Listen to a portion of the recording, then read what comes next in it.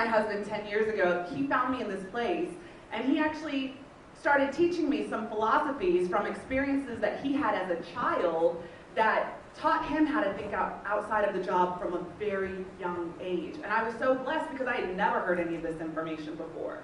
And I asked him, I said, where did you get all of this great information from? I've never heard this in any of my classes. And he said that he was, at a very young age, he'll explain his story a little bit, he was introduced to certain books, certain audios, and certain mentors that completely changed his way of thinking. And that changed the trajectory for his life. And what we found was that we both had the same passion of we need to let other people know this information. Nobody knows this stuff. You guys need to know this stuff. And how come they don't teach this in school? So without further ado, this gentleman has changed thousands of lives. He speaks all over the country. You all are in for a treat today. I want to introduce to some and reintroduce to others none other than my husband, Bart Bell.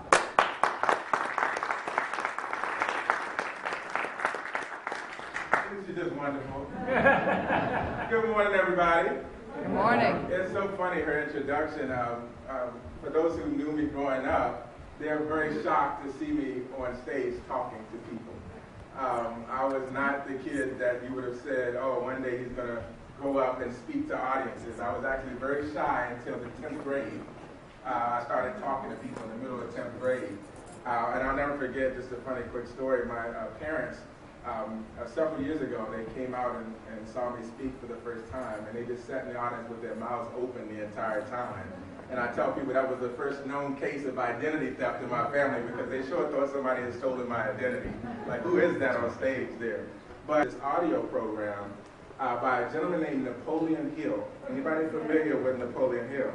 He wrote a book that's very famous called Think and Grow Rich. And it's a book I think is very timely where our economy is right now because it became really popular around the Great Depression. And for those that aren't familiar with the story, the wealthiest man in the world, Andrew Carnegie, at the time, wanted to find a young person that could take 20 years of their lives and study the most successful people, 500 of the most successful people at that time, and find out how is it that they were able to start from scratch and rise to great success in life.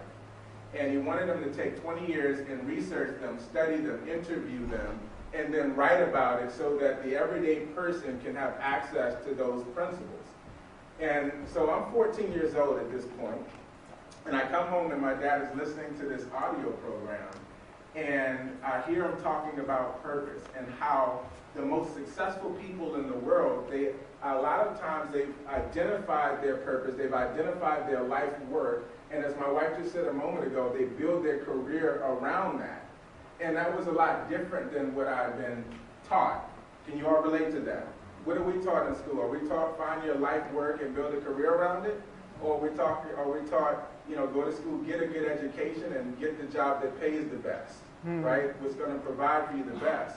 And a lot of people have never been introduced to the idea that what if it's possible that I can do what I love, do what I'm passionate about, and still do well financially? If that was possible for everybody here, how many would like to engage in that journey and pursue that journey?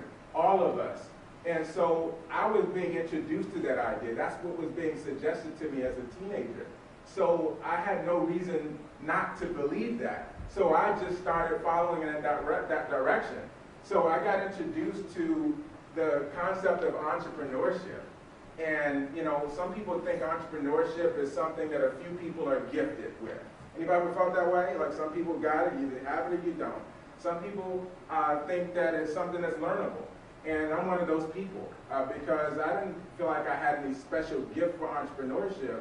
But when I was listening to the audio program, and that led to other programs, I started to realize that there wasn't much difference between me and everybody else out there that was living their dream, except they had a few different ideas. They were taught differently. They had surrounded themselves with people who had value to add to them outside of what we get in traditional education. So one of the things that I learned is that successful people, they act on their ideas. How many ever had a multi-million-dollar idea? Or an idea you felt like it was a multi-million-dollar idea? How many ever had a multi-million-dollar idea that someone else made your million on? Anybody else? So one of the first things that I learned is that what separates those who seem like they have it made, they have it going, from a lot of others is they actually act on those ideas. And they have faith, and they act on them, and they pursue them, and they study, and they practice, and they put the work in.